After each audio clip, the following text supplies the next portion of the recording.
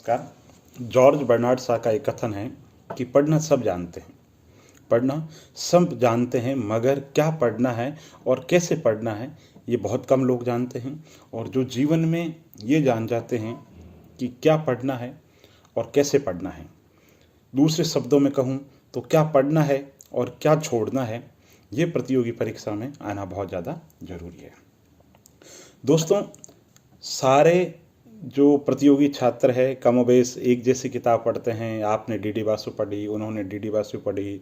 आपने विपिन चंद्रा पढ़ी, उन्होंने भी विपिन चंद्रा पढ़ी। दत्ता सुंदरम, एनसीईआरटी, सारी जो पुस्तकों की झाड़ी है, सब समान रूप से एक जैसे ही पढ़ते हैं, लेकिन पढ़ने पढ़ने में बहुत अंतर है दोस्तों।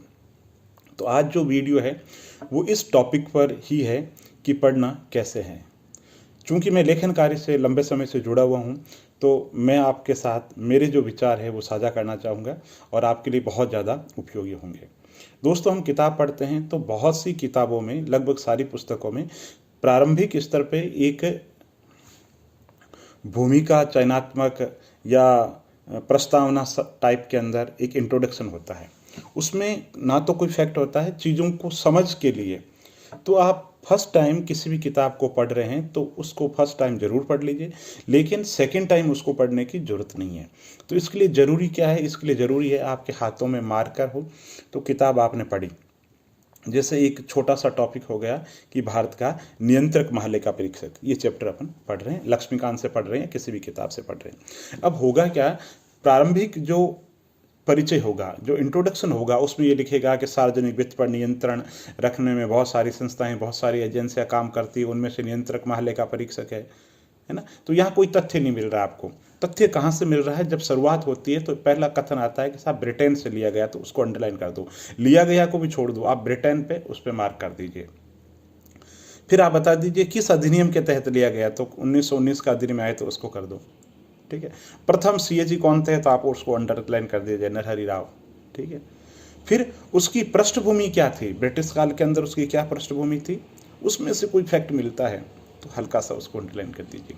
फिर आप आ जाइए कि जो नियंत्रक महालेखा परीक्षक है उसको लेखांकन और लेखा परीक्षण संबंधी कामों से कब मुक्त किया गया, तो उसमें आएगा कि प्रथम प्रशासनिक सुधार आयोग जो मोरारजी देसाई की अध्यक्षता में गठित हुआ था, उनकी सिफारिश पर 1976 में नियंत्रक महालेखा परीक्षक को दोहरे कार्यों से मुक्त कर दिया। लेखांकन संबंधी काम अलग सौंप दिया और उसका जो काम है वो रह गया लेखा परीक्षण से संबंधित। तो उसको अंडरलाइन कर दो, 1976, हल्का सा हाथ से लिखो, पृथक।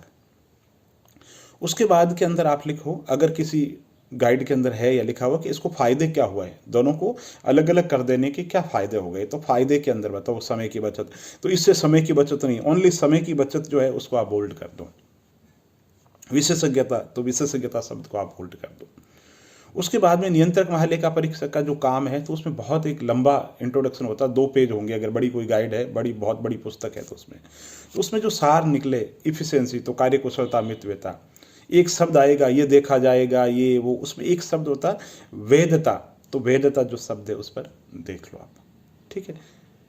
तो जो शब्दों में जो काम का शब्द लगे, क्योंकि किसी भी टॉपिक को बार बार पढ़े, ये हमारे पास में इतना समय नहीं होता है, तो सबसे पहले आप पढ़ लीजिए ताकि दिमाग के अंदर रह जाएगी चीज़ें।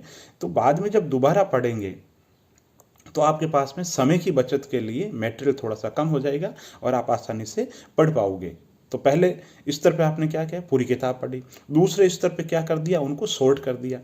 और आप चाहते हो तो साथ साथ के अंदर नोट्स भी बना सकते हो, और आप चाहते हो कि नहीं सेकंड रीडिंग नहीं, थर्ड रीडिंग करके हम फिर नोट्स बनाएंगे, तो आपको जो उचित लगता है उस आधार पे आप नोट्स बना सकते हैं।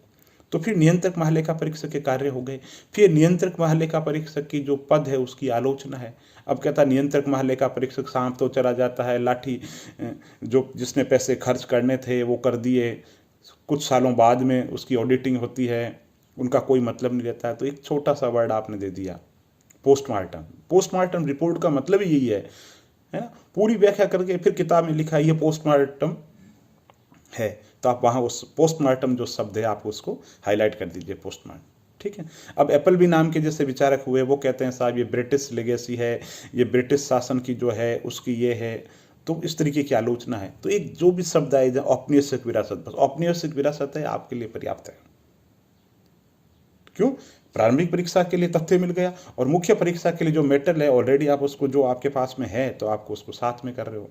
तो एक पुस्तक पढ़ रहे हो, उसमें आप समझ भी बना रहे हो, तथ्य भी मिल रहे हैं आपको, है ना।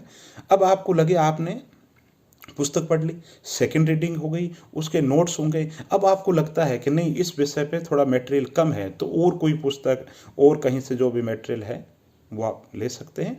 और फिर बाद के अंदर आपका जो ब्रह्म वाक्य है, जो आपकी गीता है, आपकी जो रामबाण औषधि है, जो महाऔषधि है, वो आपके खुद के नोट्स है। इसलिए मैं कहता हूँ कि दोस्तों, तैयारी के दौरान जो बाज़ार का जो रेडीमेड मटेरियल है, बाज़ार का जो डोसा, पिज़्ज़ा, बर्गर है, उन पे डिपेंड नहीं रह करके जो घर का बना हुआ खाना है, आपका खुद का जो बनाए हुए नोट्स है, आपकी खुद की जो मेहनत की है, आपने एक एक शब्द सोच समझ करके लिखा है, तो जब परीक्षा में आप लिखोगे तो आपके लिए, आप देखना, क्रांतिकारी परिवर्तन आएगा, क्रांतिकारी सुधार आएगा और क्रांतिकारी रिजल्ट आएगा, आप जो सोच भी नहीं सकते, अगर आपने इस तरीके से तैयारी की है तो मैंने जो बताया, तो पुस्तक पढ़ने का तरीका क्या है? पुस्तक पढ़ने का जो तरीका है, एक कोई विचारक है वो ये कहते हैं कि कुछ पुस्तकें पढ़ने लायक होती है और कुछ पुस्तकें जो घोट करके पी जाने लायक होती है। तो चाहे सुभाष कश्यप हो, चाहे दत्ता सुंदरम हो, चाहे NCERT की पुस्तक हो, चाहे स्पेक्ट्रम की गाइड हो आधुनिक भारत के लिए, चाहे समसामयिक न्यूज पेपर जो है, जो हिंदू है, उसका जो शॉर्ट एब्रीवेशन जो टिनी रूप आता है वो आपके लिए हो, या कोई भी जो पुस्तक बहुत जो स्तरीय है, जो मानक पुस्तक है, जिसके लिए जो IAS के टॉप इतने सालों से जो टॉपर है, जिनके इंटरव्यू दर्पण और क्रॉनिकल में आ रहे हैं, वहाँ पे जो अपना सार तत्व बता रहे हैं, उस सार तत्व को आप ग्रहण कीजिए।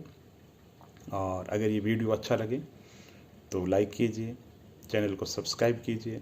और दोस्तों, आप किस एग्ज़ाम की तैयारी कर रहे हैं और आपकी पढ़ाई कैसे चल रही है, कोरोना का क्या इफ़ेक्ट हो रहा है आपकी दैनिक ज़िंदगी में, आपकी पढ़ाई पर, आप ये मुझे ज़रूर बताइए। बहुत बहुत आभार, धन्यवाद दोस्तों।